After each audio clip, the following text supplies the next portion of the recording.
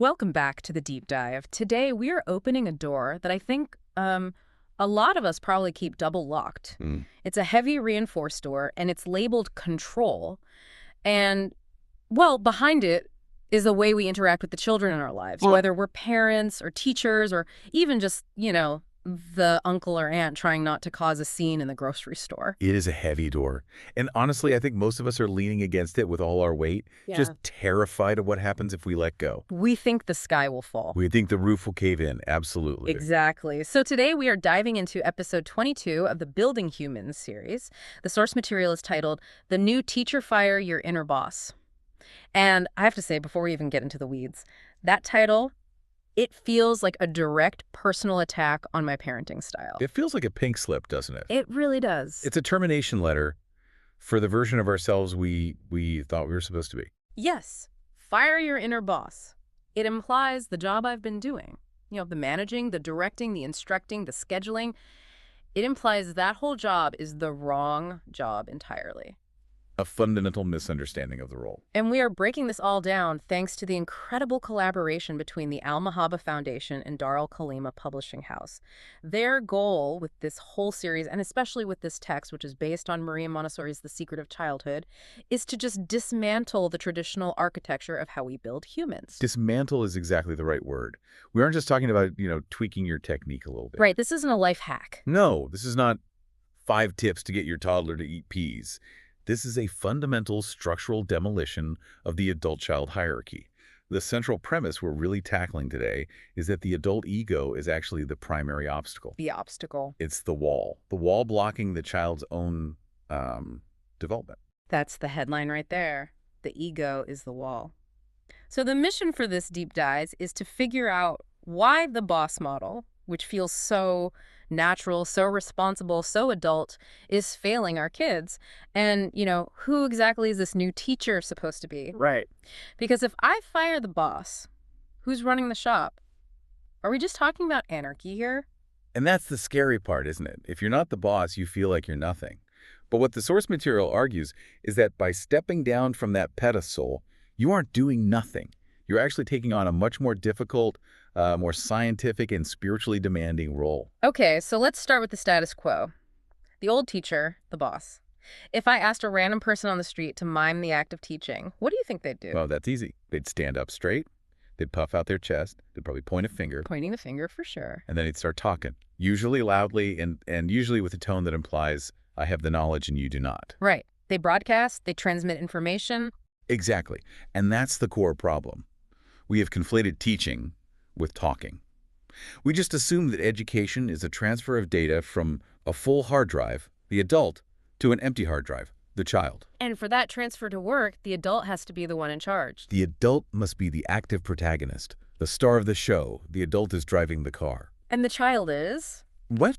the passenger, just along for the ride, the audience. The audience or maybe the raw material, the clay. We love that clay metaphor in traditional education, don't we? I am molding this child. Molding the child. It sounds so poetic, almost biblical. But stop and think about what it really implies. Clay is inert. Clay has no will of its own. It just sits there. It just sits there. You pound it, you shape it, and if it doesn't hold the shape you want, what do? You smash it down and start over. You smash it down and start over. Now just apply that to a human spirit for a second. That is incredibly dark. I'm going to smash you down until you hold the shape I want you to hold. It's dark. But that is the boss mentality. Mm. It is the baked-in belief that without our constant active intervention, without our hands all over the clay, the child will just be shapeless. They'll be a blob. They'll amount to nothing. Yes. Yeah. And the source material uses a very evocative phrase here. It says, when the adult acts this way, they are stealing the child's light. Oof. Stealing the child's light. That hits hard. That stops you in your tracks. It should. Because when the adult is the center of attention, when the adult is the loudest thing in the room, they cast a shatter, a huge one. And the child is forced to grow in that shadow. And what happens to a plant that tries to grow in the shadow of a giant tree? It withers. It can't thrive. It needs its own patch of sun. It needs its own patch of sun. So let's dig into that. This is part 1 of our deep dive. The core problem, this wall of ego. Right. And I think most listeners, most parents would push back right here. They'd say, I don't have an ego with my kids. I'm not arrogant. I just want them to be safe and to be polite. I'm not doing this for me. And that is the trickiest part of the ego. It's a master of disguise. It disguises itself as care, As responsibility. as good parenting. We think ego means strutting around like a peacock, being obviously arrogant. But in parenting, ego is often just the quiet, persistent need to be the source of the solution. Okay, give me a concrete example of that. What does that look like on a Tuesday morning? Let's look at the mechanics of a super standard interaction.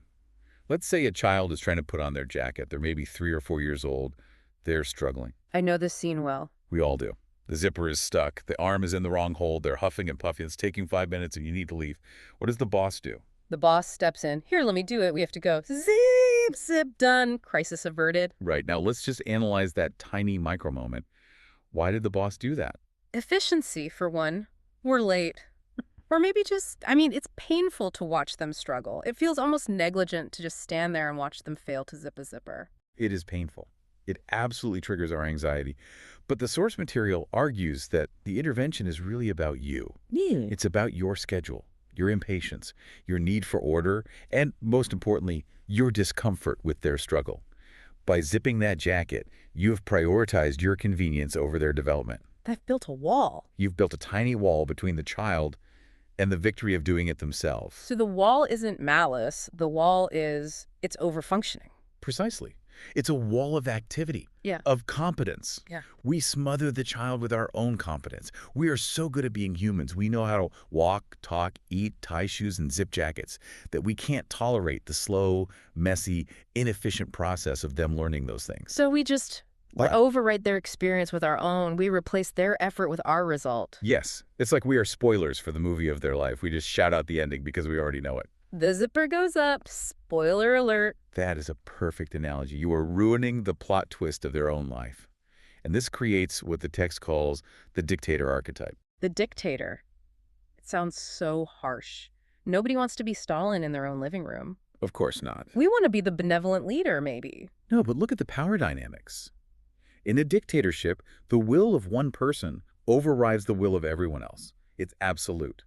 In this old teacher model, the adult's will is absolute. Sit here, learn this now. Stop looking at that. Eat this. Say thank you. The child's internal directives, their biological and spiritual urges to explore a specific thing at a specific time, are constantly vetoed by the dictator. It's a monopoly on agency. Yes, the adult has all the agency that the child has none. And what's the fallout of that kind of regime? I'm guessing it's not a population of happy, thriving citizens. It leads to two outcomes and only two: submission or rebellion. That's it. Those are the two choices a subject has under a dictator. And we praise one and punish the other. Exactly. If the child submits, we call them good. Oh, he's such a good boy. He does exactly what he's told. But Montessori argues that what we've actually done is break their will. We've trained them to look outward for authority rather than inward. We've created a follower, not a leader. A dependent follower. Someone who waits for orders. Someone who doesn't know what they want until someone else tells them what to want. And if they rebel, the other path. We punish them. We call them difficult. We label them stubborn or strong-willed, and not in a good way. But often that difficult child is just a strong spirit fighting for their right to develop. They are fighting for their psychic survival against a dictator. Wow. This framing really flips the script. We usually think of the obedient child as the success story, the goal. You're saying that obedience might just be a sign that the dictator has won the war. If the obedience is blind, yes. Listen, we want discipline, but we want self-discipline. The dictator provides external discipline, which, it vanishes the moment the dictator leaves the room. That's why you see kids go wild the second the teacher turns her back. Of course. They haven't internalized the order. They were just suppressed by it. Okay, so the boss is fired. We've seen the pink slip. We've realized that the dictator model is actually damaging the soul of the child. But we still have a child to raise. There's power vacuum. We need to hire a replacement. Right. And part 2 of our deep dive introduces the new candidate, The scientist. the scientist. This is the pivot. The old teacher, the boss, focuses on teaching. The new teacher, the scientist, focuses on observation. The science of observation. Yeah. It sounds a bit clinical for raising a toddler, doesn't it? Yeah. Subject is currently throwing spaghetti on the floor. Viscosity appears high. Note to self. It can sound clinical, I get that. But it's actually a posture of deep, deep intimacy. Think about a field biologist studying a rare bird in the Amazon. Okay. Or, a primatologist studying a gorilla in the mist. They don't run up and tickle the gorilla. They don't try to teach the gorilla how to play Right. cards. They'd get their arm ripped off. Yeah. They disrupt the very thing they're trying to understand. So they sit very still, they watch, they are reverent. They want to know, who is this creature? How does it move? What does it want? What triggers it? So instead of projecting our will onto the child, we are trying to map their will. Exactly. We are gathering data, and the source material outlines 3 specific data points the new teacher needs to be looking for. This isn't just, passively watching them play. Yeah. It's an active analysis. Okay, what's the first data point? The first data point is interest. What they're interested in, not what we want them to be interested in. Oh, that's the crucial distinction, and this is so hard for us. You might want them to be interested in the expensive, sustainable, educational wooden puzzle you just bought from a fancy catalog. Mm-hmm. I know that puzzle. But they are interested in the dust motes floating in the sunbeam. Or they're fascinated by the crinkly wrapping paper the puzzle came in. The classic box is better than the toy situation. The ultimate example. The boss says, "Stop staring at the dust. Look at the puzzle. I spent $50 on that." The scientist takes out their notepad, metaphorically, and writes, the subject is fascinated by light and subtle movement. The subject is interested in texture and sound. That requires a tremendous amount of restraint because staring at dust looks like doing nothing.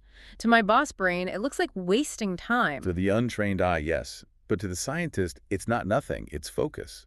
It's concentration. And concentration is the holy grail in the Montessori philosophy. Concentration is the goal. It is the sign that development is happening. If a child is concentrating, their soul is at work. It doesn't matter if they are concentrating on a math problem or a button or a dust mote. The act of concentration is the value. Okay, that's a huge takeaway. What's the second data point the scientist is looking for? The second is struggle. The scientist observes where the friction is. This goes right back to the jacket zipper. It does. But instead of jumping in, you watch the struggle. Yeah. You analyze it. Is this struggle productive? Is it leading them toward mastery? Or is the task simply impossible because the equipment is wrong? That's a key distinction. If the zipper is fundamentally broken, then watching them cry over it isn't science, it's cruelty. Correct. The scientist must differentiate. If the child is grunting and frowning but still trying, still engaged, that's the zone of proximal development. They are literally growing in that moment. Okay. But if they are collapsing in despair because the chair is too heavy for any small human to possibly move, that is an environmental failure. The scientist doesn't fix the child. The scientist fixes the environment. And that brings us to the third point, which I'm guessing is the opposite of struggle. Exactly. Success. When do they light up? When do they get that little surge of, I did it? The scientist looks for these moments of intrinsic joy. Intrinsic, meaning from the inside. Yes, because that is the real fuel for learning. It's not the gold star you give them. It's the feeling inside their own body when the puzzle piece finally clicks into place. So the scientist is building a profile over time. This child loves water, struggles with fine motor skills, and thrives when they can repeat an action 5 or 6 times in a row. Yes, we're discovering who they are.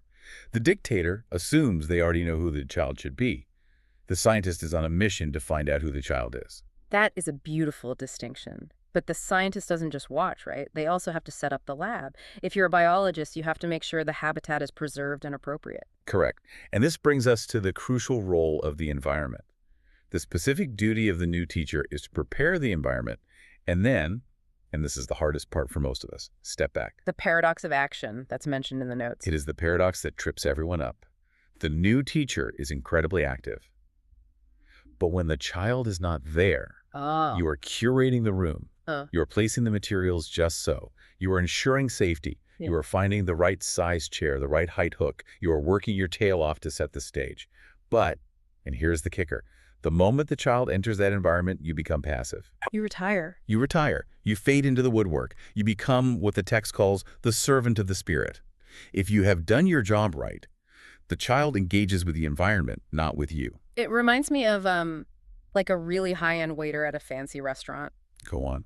The best service is the service you don't even notice. The water glass is just magically refilled. The correct fork is just there when you need it. The waiter isn't pulling up a chair and telling you how to eat your steak. That is a visceral, but actually a very accurate analogy. If the waiter pulled up a chair and started cutting your meat for you and feeding it to you, saying, "Here comes the airplane," It would be insulting. It would completely degrade the experience. Yet intellectually and emotionally, we chew the child's food for them all the time. Hmm. The new teacher sets the feast and then stands quietly in the corner, ready to refill a glass if asked, but otherwise they're invisible. Okay, this all sounds so noble, it sounds right. But let's get real for a second. This is incredibly difficult to actually do. Part 3 of our deep dive is called the internal battle.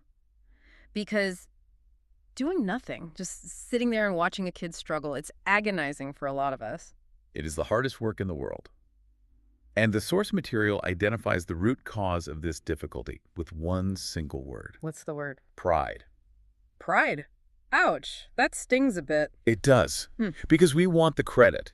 We have this deep-seated, often unconscious need to be the cause of the child's success. I taught him to read. I taught her to ride a bike. We say that stuff all the time. We do, and it feeds our ego. It validates our role as a parent or teacher. Look at me, I am a good, effective adult because I produced this result in this child. Right, it's my report card. It is, but Montessori challenges us to forego that credit. She asks for a radical humility. The text says you must be willing to destroy your own ego to even be able to perceive the child's greatness. Destroy your own ego. That's essentially a spiritual practice. Yeah. That's monk-level stuff you're talking about. It is. Think about it. If you are standing in front of the child, blocking the sun so that you can be seen, the child will always be in your shadow. You have to be willing to move. You have to accept that the child learned to walk because they have an inner drive to walk, not just because you held their hands. Or they learn to read because their intellect was finally ready to decode the symbols. Not just because you pointed at the letters and made the sounds. Your role was important, but you weren't the cause. You were the facilitator. So we are facilitators, not manufacturers. Yes. And this shifts the focus from power to potential. The old teacher, the boss, is focused on their power. I am in charge. I make things happen. The new teacher is focused on the child's potential. There is a question in the source material that really stopped me in my tracks. It asks the reader, are you big enough to become small for your child? It is a profound and profoundly convicting question. Are you big enough to become small? It implies that it takes a very secure, a very mature adult to not need to be the biggest person in the room. It takes a big person to make themselves small so the child can feel big. That's it, exactly. And that hits hard. It really forces you to check your motivations in every little interaction. Am I intervening here because the child truly needs it, or because I need to feel needed? That is the question we should probably have tattooed on our forearms. Yeah. Who is this for? Is this for them, or is this for me? Okay, so if we manage to suppress this ego, if we manage to get small and become the scientist, what does the daily practice look like? This brings us to part 4, the art of service. And the analogy here is fantastic. But first, let's define service in this context. Right. In the context of the Almahaba Foundation and this Montessori approach, service doesn't mean doing everything for the child. It doesn't mean being a butler who ties their shoes and fetches their water constantly. Right, because that would just be another form of robbing them of independence. If I'm just a butler, I'm still preventing them from growing. I'm still the boss, just a nicer one. Exactly. Service here is defined as wait and watch. It's the discipline of restraint. The discipline of restraint. I like that phrasing. It's active. It implies that it takes real effort to hold back. It takes immense effort. It means, for one, not interrupting concentration. This is a cardinal sin in the Montessori philosophy. If a child is focused, even if they're doing something that looks completely trivial to you, like pouring water back and forth between 2 cups, you do not interrupt them. Not even to say good job. Especially not to say good job. Whoa, wait a minute. Why? We are trained from day one to praise effort. Good job, buddy. You're so smart. You're saying that's bad. In that moment of deep focus, yes. Yeah. Because think about what good job actually does. It breaks the spell. How so? The child was in a state of flow. They were connecting with the water, with the physics of gravity, with the sensation. Suddenly you speak. Their head snaps up. They look at you. The connection with the material is severed, and now they are looking for your approval. Their focus shifts from the work to you. I've turned the scientist back into the judge. Exactly. You have made the moment about your verdict. I approve of this activity. Yeah. We want them to do things for the intrinsic satisfaction of the work itself, not for the dopamine hit of our applause. You have reinserted your ego right back into the loop. Man, that is a hard habit to break. We are programmed to praise.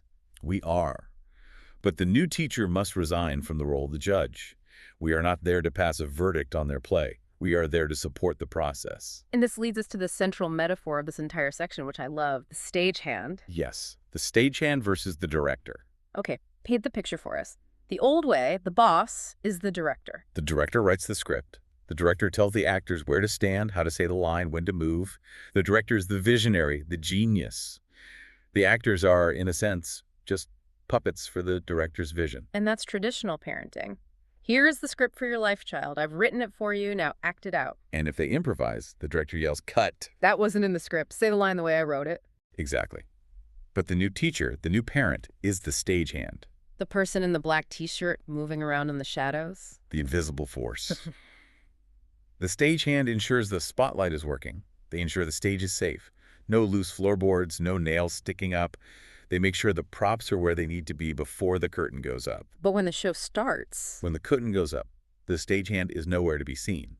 They disappear. And who is the star of the show? The child. The child is the actor and the star of their own life. They are writing the script in real time as they go. And love in this context. How does that fit in? Love is providing the stage. Love is not forcing them to act out your play. Love is building the platform, turning on the lights, and then standing back in the darkness, just watching them shine. That is beautiful. And it redefines service as the hardest work in the world, because stagehands work incredibly hard. This isn't lazy parenting. It is exhausting. You have to be hyper-aware. You have to anticipate needs. You have to maintain the environment constantly. But you get zero applause. The applause, at the end of the show, goes to the actor. And you have to be okay with that. You have to be okay with the applause going to the child, which circles right back to the ego, doesn't it? It all comes back to the ego. Can you love them enough to let them be the hero of the story and not just a supporting character in yours? That's the question. The stagehand metaphor is so sticky because it also implies a certain level of trust in the actor. If a director doesn't trust their actor, they micromanage every little gesture. If the stagehand doesn't trust the actor, well, the show can't go on. You have to trust they know their lines, so to speak. That trust is foundational. And this brings us to part 5, the synthesis of all these ideas, the inner master. The reason we can fire the boss, the reason we can be the quiet stagehand, is because we believe there is already a director on set. And that director is the child's inner master. Yes. Montessori believed, and modern developmental science is increasingly backing this up, that children have an internal blueprint. They have biological imperatives that guide them toward development. So a child learns to walk not because you sat them down and taught them the mechanics of balance and leverage, But because the inner master inside them said, "It is time to rise." Your job was to make sure the floor was safe to fall on. So our job isn't to install the software. The software comes preloaded. Our job is to make sure the hardware, the environment, is set up to allow the software to run smoothly. Perfect. That's a perfect modern analogy for it. We respect the inner master. If the inner master is telling the child climb things and we say sit down and be still, we are fighting nature itself. So the new teacher says, The new teacher says, okay, the developmental drive right now is to climb. I will provide a safe, appropriate structure for climbing. You align with the inner master rather than trying to overrule it. the notes describe this whole approach as agile and provocative. Agile is usually a term from the tech world. Agile software development. Why apply that to parenting? Because it requires rapid, constant response to change. The boss is rigid.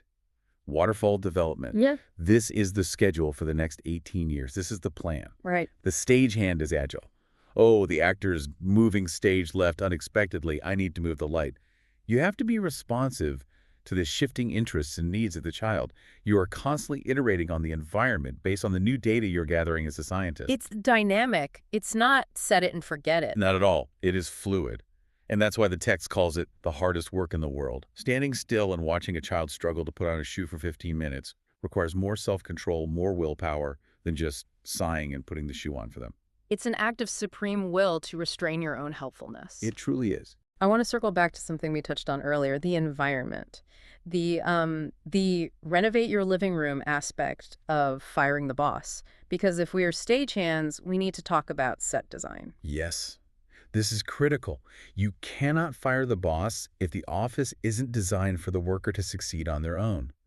What do you mean?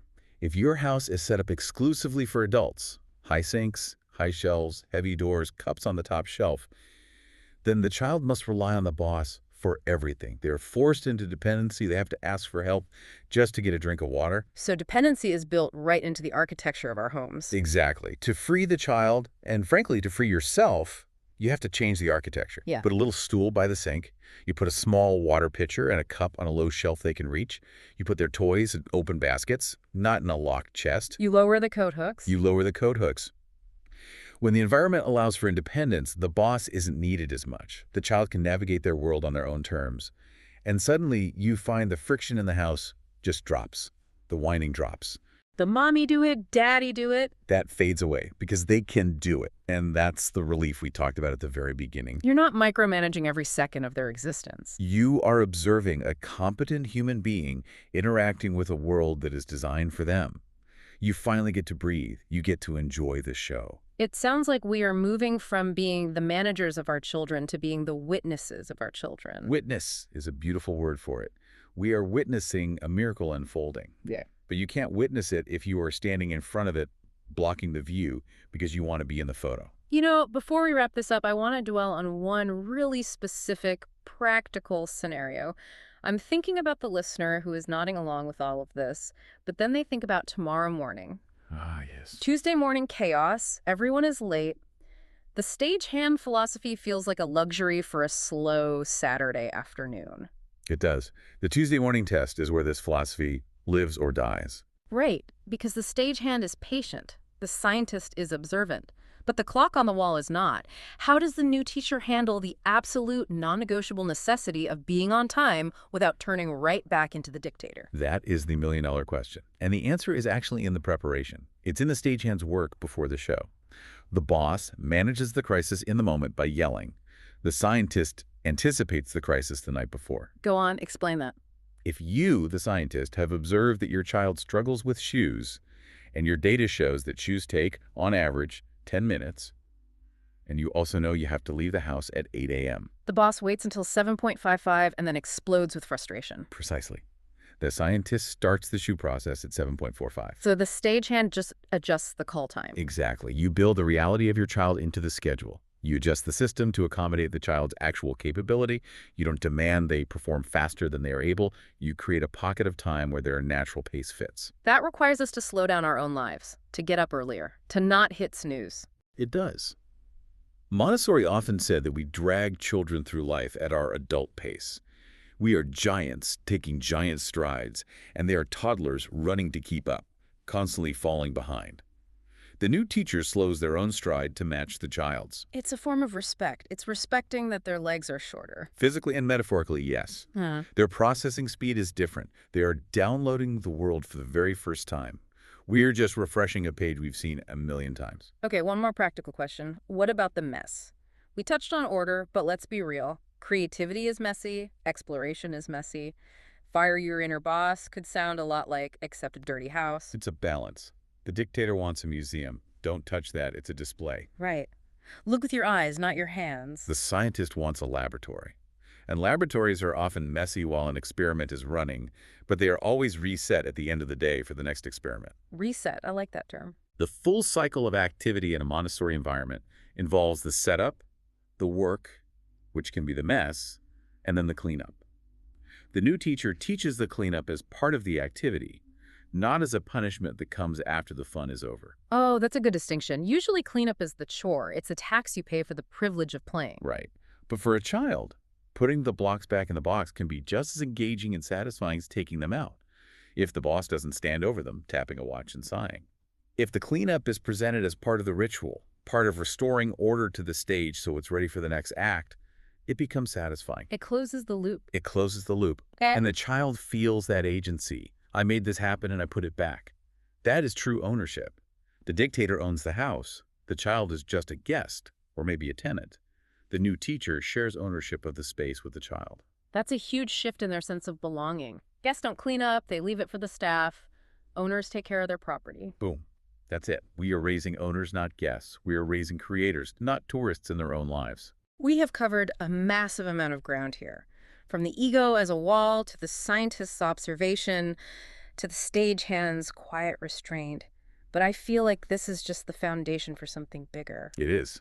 We have fired the boss. But now we have to talk about the system that the boss built, the whole world that boss created. Which leads us directly to the next deep dive, episode 23. Yes. Next time we tackle the new education, we are going to take these principles out of the living room and apply them to the school system. We are going to analyze why the traditional factory model of schooling is described in the source material as failing our children's souls. That is going to be a heated one. The school system is a sacred cow for a lot of people. It is. But if we are serious about this project of building humans, we have to look at the assembly line. I can't wait. But for today, for this week, the homework is clear. Look in the mirror, find the boss, hand them their severance package. And hire the guide who waits and watches and serves. If this philosophy resonates with you, or if it challenges you and you want to understand the mechanics of it better, you really need to go to the source. This deep dive was based on the Building Humans series, which is a collaboration between the Al-Mahaba Foundation and Dar el Kalima Publishing House. Visit them at darelkalema.com. That's DARELKALEMA.com. They have the manuals for this career change. They have the wisdom. We are just the messengers. Support the wisdom, build the human. Thank you so much for listening to the deep dive, and remember the motto that guides this entire journey. Love for all, service for everyone. We'll see you in the shadows, stagehands.